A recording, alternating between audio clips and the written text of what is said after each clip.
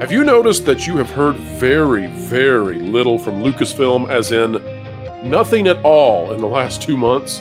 Ever since Indiana Jones: The Dial of Destiny released, the folks over at Lucasfilm, they haven't said a peep. There's nothing from Kathleen Kennedy. There's nothing from James Mangold. Why, we haven't even heard from Dave Filoni or Jon Favreau. It's as if everybody at Lucasfilm is suddenly on lockdown.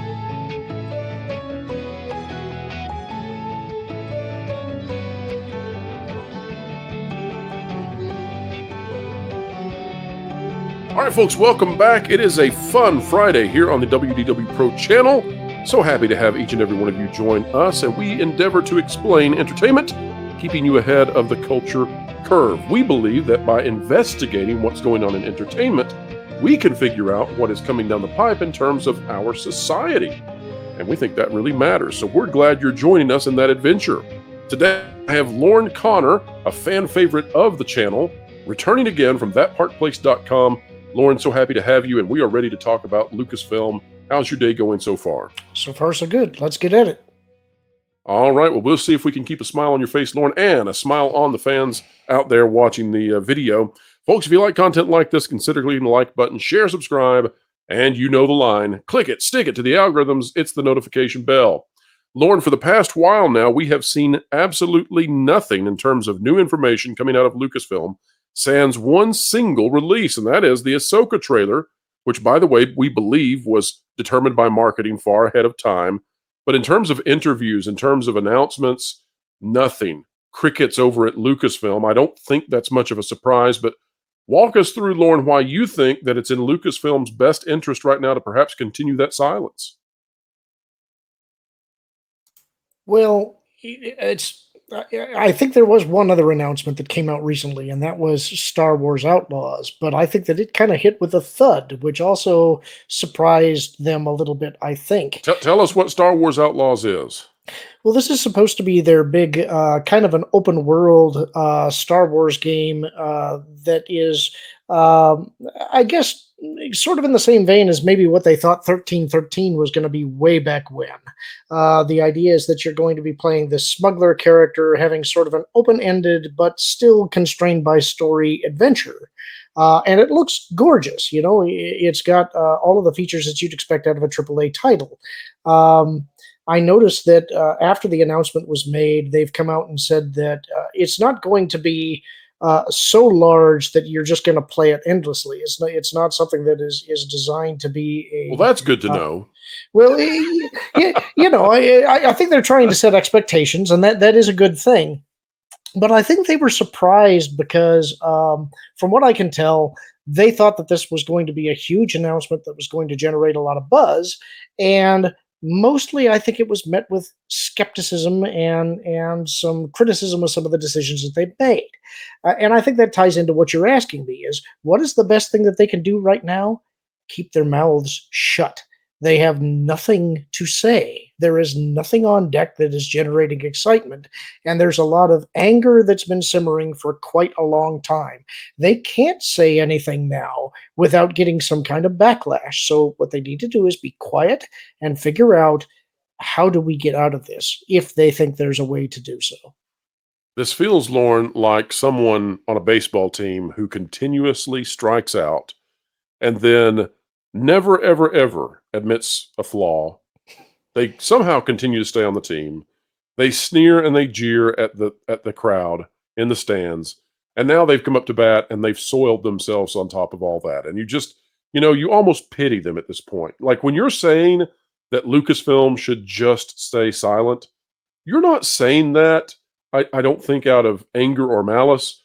This is at the point where we want to have mercy on them. Like, please don't say anything. Like you have reached the depths of the lows that you can possibly reach. Just please stop.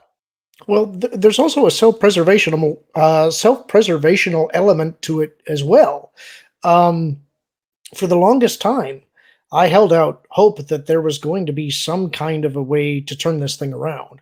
And we kept warning as they moved on. It's like you have very few chances left to fix this. And there came a point, I think, with Obi-Wan where I said, look, this is your last chance. You cannot screw this up. If you screw this up, you're done. Yep. And they screwed up Obi-Wan. And then there was still a slight glimmer of hope, maybe, for the Mandalorian season 3. And they screwed the We got pooch with that. Lizzo. And after that, it was done. I mean, Lauren, do you there's. think Go they ahead, should sorry. pull down the Lizzo episode, given I don't the think. accusations against her? No, I mean, for one thing, it's already out there. It's pulling it down. I'm not a fan of censorship or pulling things down in that kind of a way. Even if I wanted the sequel trilogy and the stuff to be decanonized or retconned or whatever, it doesn't mean I want it to go away. For those people who like it, I wouldn't want to take it away from them. And I'm not a big fan of canceling people in general anyway. That's very I kind just of you, Lauren. Those 7 people in the world, they really appreciate it. I just think it was such a horrible decision what they did with that season. That they made bad decision after bad decision, and it came to a point where it's like I was one of the Mandalorian's biggest fans, and now I couldn't care less. I don't care what you do with it after this. I don't think there's any way to salvage it. You cut yourself off at the knees. There's nowhere to go with it. So that's Well, sort of the state of Lucasfilm right now. I'm not a fan of censorious behavior either, and so it's not my inclination to remove things for these kinds of situations. But the reason I ask that, Lauren, is one of the big steps that sort of led to the downfall. So the sequel trilogy was horrendous and it damaged Star Wars, but it didn't kill it, which really speaks to just how much people loved the old Star Wars and wanted that back again. But I think the downward spiral of killing even the hope that Favreau could come in and fix it was the firing of Gina Carano. And so that's why I'm asking about the Lizzo situation is, in the case of Gina Carano, even if you believed what was in the press about her, which I do not, and I've looked at this closely, I don't think Gina Carano did anything wrong. But even if you were to believe the sins that were proclaimed against her, it's not much. And Lizzo is clearly someone who is now being accused of far, far worse. And yet there's nothing happening.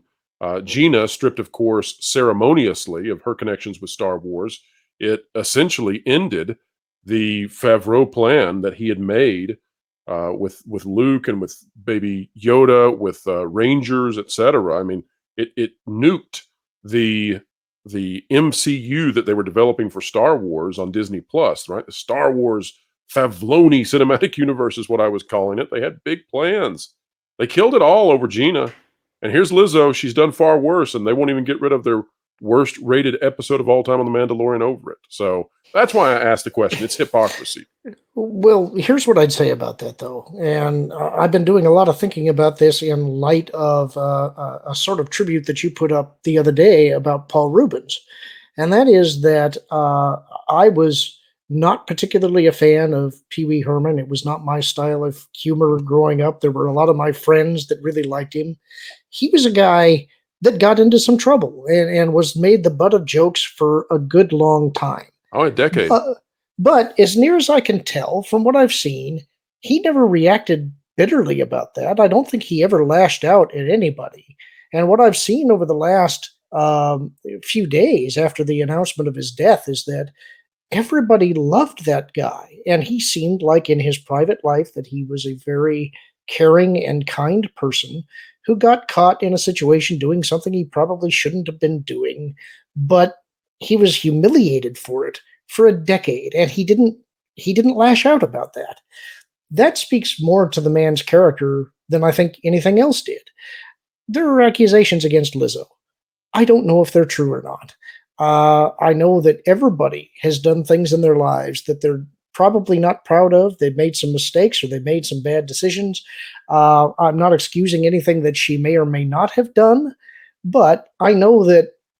And again, this is speaking about Lizzo as a person, not the character that she was playing in the show. she came out and she said that Star Wars was very important to her, and that growing up, she and her dad shared that as kind of a touchstone. Now, that may have been marketing. I don't know if that's true or not, but if it is true, I wouldn't want to take that away from her. I think that would be unkind. And if that's something that she shared with her dad and that made it a special thing for her, more power to her. I wouldn't want to take that away from her. You know, the amazing thing here, Lauren, is, and I think this speaks to your character and probably the character of so many who are watching the video, even despite the way that Lucasfilm has treated Gina Carano, treated fans of the franchise that they disagree with. Remember that Kathleen Kennedy said famously that she did not need to cater to the people who originally loved Star Wars. Despite all of that, you are consistent in providing grace and mercy to Lizzo and to others like her who make mistakes. You are willing to afford them the same kindness that Gina Carano did not receive, and others within the Star Wars fandom have not received.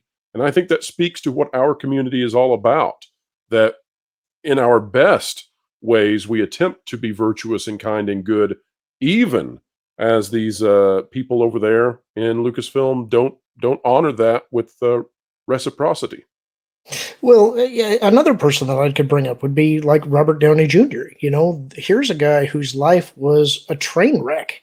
And uh, one of the stories that he told, I don't remember where I saw this, but it was in an interview. And he was talking about after he had trespassed in somebody's home, and I think he was only partially dressed, he was strung out on drugs, he'd been arrested, he'd been released, and he went out to a beach somewhere, I think it was. And he was eating what he described as I won't use his colorful language, but a very bad hamburger. And he was he was staring at this hamburger, and it was that hamburger that made him decide that he needed to clean himself up. He said, I don't want to be sitting here years down the road eating this very bad hamburger. Yep. And and look at what he did afterwards. Look at how he turned his life around. I think that people do bad things all the time. Sometimes you're just in a bad mood. Sometimes you're dealing with You things in know, your own Lauren, life, and you don't. Walt Disney used to say, "Everybody has a bad day." Yeah, Go ahead. and I think, I've made decisions in my life that I'm not happy about. I've had things happen in my past that I dwell on and I think about and I think, gosh, I wish I hadn't done that thing. And so I'm always cognizant when somebody does get in trouble like that, you may have done a bad thing, but I'm in absolutely no position to judge you whatsoever. So I'm just going to hope for the best that you find a way to turn it around and turn it into a positive. Isn't Uh, that redemptive story though? Isn't that at the heart of what Star Wars fans should love? Because that's the story of Luke and Darth Vader, is the recognition that the darkness lies within all of us. We can all be swayed to do things that we should not, and Luke believes that there's a glimmer of hope even in the worst of us, and the worst of us it, is his father. that's the hero's journey, and that's what makes it so compelling, is that we all do stumble and fall, we all make mistakes, and even though we try not to and we try to do our best, there's always the fallible nature of man that's involved. And so you want to have that redemptive element, you want to rise above the base material that you're made of, and these stories give you that journey. They show you that hope that you may have made a bad decision yesterday. You may have done the wrong thing, but you can do the right thing today. And that makes you a different person today than you were before. And that's what I hope for everybody that ends up in those kind of situations. Everybody has a bad day. Not everybody gets it broadcast to the entire world. And then we watch as Lucasfilm, of course, has a very bad day over and over and over. And there may be some out there who say, well, now, wait a minute, you guys are constantly harping on Kathleen Kennedy, and the other parts of leadership at Lucasfilm saying they need to go, they need to go. You're not offering them redemption or grace or any of that sort of thing. And Lauren, I think the way that I conceptualize this is that I think there's an unforgivable sin in entertainment. And that is that if you produce failure repeatedly and you seem to not learn from that, but maybe even take joy in it. Now, I'm not saying that Kathleen Kennedy likes losing, but I'm saying that she is determined to push the same strategy regardless of the outcome.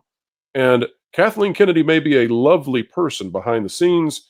She may be a wonderful person if you go to her house to enjoy fresh baked cookies and coffee. But in terms of being the leader of Lucasfilm, I don't see any signs that she can ever get this right.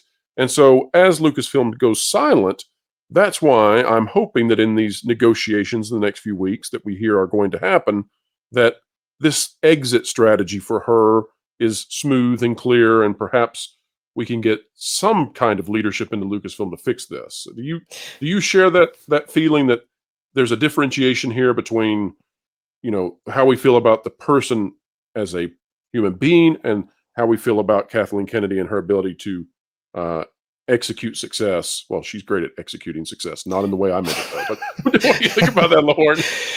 Well, this actually, it's kind of a complex topic. I've got a lot of thoughts about it. I would say that when George announced that Kathleen was going to be taking over during the transition over to Disney, I was really excited. I thought that it was a fantastic choice. Everybody knows that Lucas and Spielberg and Marshall and Kennedy have been working together for years, and her name is attached to some of the greatest movies that came out in the decades that were formative for us. And so that seemed like this was a good, secure position to make. When we're talking about harping on somebody in a position and not giving them lots of grace, I would probably push back a little gently and say, well, we actually gave many, many, many chances and offered constructive feedback. And we're basically told that we were no longer welcome in the fandom. And so at a certain point, even if you think that somebody has maybe done something wrong, and you wish the best for them, it doesn't mean that you have to associate with them. It doesn't mean that I have to be around you while you're committing these wrongs, or that I have to support you in the wrongdoing that you're doing.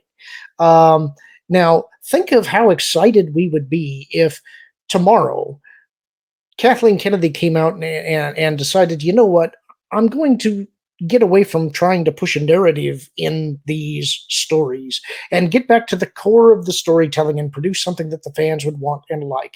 Now, you can debate that the fans and the fans themselves are divided. Maybe we'd have to greater define what that means. But let's say that they did produce something that, say, at least 75% of the fan base liked. I don't know that we'd forgive Kathleen immediately, but I think that would be one heck of a start to a redemptive arc, and it would be a step in the right direction. I think we'd be excited if she and Lucasfilm tried to turn that kind of a corner. I don't know if it's possible. I've been saying that for a while. But if they did it, I think we'd all be pulling for them. Absolutely. And, one of the things that strikes me in terms of the topic at hand is when we're looking at the fact that Lucasfilm has essentially went silent now, it seems to me that probably it seems like I think somebody at Disney has probably told them it's time to not talk very much. And the reason I say that is because, James Mangold was out there being quite abrasive with fans, insulting even. We've had, these sort of very, I don't know, braggadocious sort of remarks from Kathleen Kennedy and others. And I just think that they're not the kind of people who shy away from a fight. And yet everything is completely silent. There's no talking. And it's not as if we're bereft of news coming up. I mean, folks, we are 3 months away from another major Star Wars series on Disney Plus. We've got Skeleton Crew coming out. We've got Ahsoka after that. And this would be the typical time that you would see some ramping up of press quick, on this. Quick correction there. Ahsoka's coming out this month, and it'll be Skeleton Crew after that. Yes. Well, I'm sorry, I had a mental lapse there, but you're right. It's Ahsoka's here, and so Lauren, that makes this point even more important. So, this would be the time, and especially given that your actors can't promote this, nobody can promote this. This would be the time that your executives, your higher ups at Lucasfilm, should be out there talking this up, and bragging about it. But instead, we're having to get stuff like this. This is a leak that's come out now on Twitter. out of cryptic HD quality. By the way, this individual has leaked successfully correct and highly specific information about Star Wars repeatedly. This is a good source. I mean, this is someone, if you want to follow along and get leaks in terms of Disney Plus Star Wars, fantastic. Star Wars Ahsoka Episode 1 and 2 together will be 1 hour, 36 minutes, 36 seconds. And this comes from press screening information. But, this is the kind of stuff that, this is all we're getting. You're getting like a random leaker on Twitter dropping the time on the length on the episodes. But and the other amazing thing about this, Lauren, is if you look around, and folks, you can go check this for yourselves. Go Google anything Star Wars right now, and you are going to see that the press, especially the access press, who depend on getting stuff from these studios and getting little blurbs, they are desperate. They are going back like 6 months trying to find some kind of quote, to create some kind of rumor, to create some kind of narrative that they can get clicks on. They are just completely empty. It is a famine of Star Wars information. Lauren, I mean, do you think that this ends at some point, or do we go all the way through Ahsoka with just complete silence? It's difficult to tell with Ahsoka. What I would say is that I haven't written anything for quite some time on the site, simply because there really has been nothing to say. I've been boycotting Disney now for quite some time. I think if I were in charge and trying to figure out how do we get out of this mess, I think that I would try and come from the outside in. I would be probably soft pedaling things like the TV shows and the movies, and trying to do some kind of a soft reboot with other materials like comic books, novels, and games. And the reason that I say that is that I think that that's sort of how the EU became successful. You had the original Thrawn trilogy, which was an absolute lightning strike in the fandom. But I would argue that just as important were the computer games that were coming out during that time, and the Dark Horse comic books that, to my mind, created such a wealth of background material for the EU that got pulled into every other type of medium. And I think that's really where a lot of the core love for the Star Wars EU came from, even though I'm not sure everybody realized that a lot of the lore that they indulged in and became enamored with originated in those Dark Horse comic books. And so, were I in charge, I'd be probably telling Marvel, go off and do your thing. You can stay away from the Star Wars comics now. Let's ring up Dark Horse and see if we can get some of that magic back. Lauren, for those who are sitting here, and they still love the old Star Wars, and they're sitting here in this time when Lucasfilm has failed so badly that they've had to just shut up. And, you mentioned the video games that were beloved in that time, and I bet many of the people watching this video, they're not even aware of some of those games. What would be a recommendation that you would give in terms of a video game from that era that perhaps they could go back to and play and relive the magic that was Star Wars from a time when it was happy and the joy had not yet been sucked from it? So for me, my era is going to be the 90s era. I would say before they started doing tie-in material to the prequel trilogy. So these games would be dated unless you are installing a lot of mods or maybe playing some remastered products. But my go-tos would be X-Wing, TIE Fighter, X-Wing versus TIE Fighter, X-Wing Alliance, Dark Forces, Jedi Knight, Jedi Outcast, Mysteries of the Sith, which was the expansion pack to Jedi Knight, Jedi Academy. All of those, I think, provide a wealth of material that also, again, tied in many cases to the comic books and later to the novels. One of the articles that I wrote on that Park Place quite some time ago now was about Kyle Katarn, and I think the title that I gave to that series of articles was The Mercenary Who Built the EU. And that's because so much of the material surrounding Kyle Katarn actually dealt with ancient Jedi and the Old Republic. Jedi Academy series introduced Marka Ragnos, and that was going back to the Tales of the Jedi comics that all dealt with that period that eventually led to Knights of the Old Republic. And so you can see all of these stories and all of these different eras they were interwoven, even though they were separated by thousands of years. And I think that's where a lot of the appeal came from. It was, in that sense, like this giant historical epic. And if you wanted to dig down the rabbit hole, you could always go deeper and deeper and deeper. And I think that that was, for people that are fans of trivia and lore, that was a lot of the appeal. I would love for us to get back to a time, and hopefully that time is in the future, when we can have those sorts of things coming out for Star Wars that get us excited. As you accurately said, there are announcements that happen on occasion for Star Wars now, and they're just met with skepticism and kind of an eyebrow raise of, well, what are you going to do to us this time? So it makes sense to me that Lucasfilm is silent. We'll see how things go. The ratings for Ahsoka are going to be huge. I don't know if that's going to determine what happens with a Mandalorian movie or a Mandoverse movie or whatnot. I think there's a lot of changes that are coming for Lucasfilm in the next 12 months, let's say, and we'll be around for the ride to see it, and we'll report on it. Hopefully, we'll get some of those early scoops like we've had in the past.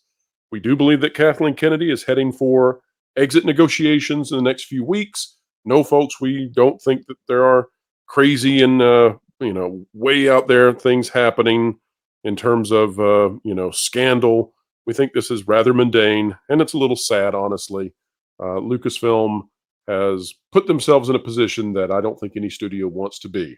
But I am pleased that there are people like Lorne, and I think this fandom is made of people like Lorne who continue to remain true to their virtues, to their principles, and are willing to lend out a hand, even to people who are in difficult times and perhaps of their own doing, because, folks, we all need that. When it comes to Kathleen Kennedy, though, and the leadership at Lucasfilm, they have not indicated that they can save themselves, that they will listen to the fans. In fact, disdain seems to be constantly on their lips. It is time for them to go find something else that they can be highly successful at. We wish them the best. We just wish them the best anywhere but with Star Wars. All right, Lauren, tell people where they can find you on this great, big, beautiful web out there.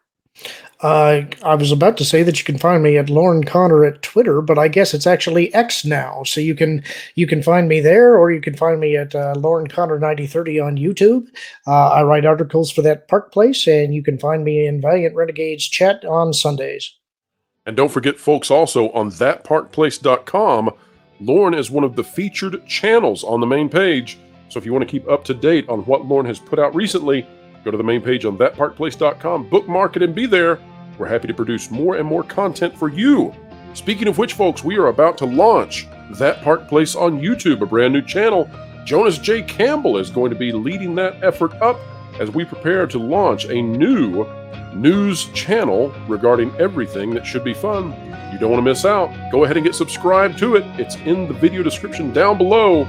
That thing starts in September. Big, big, big fun.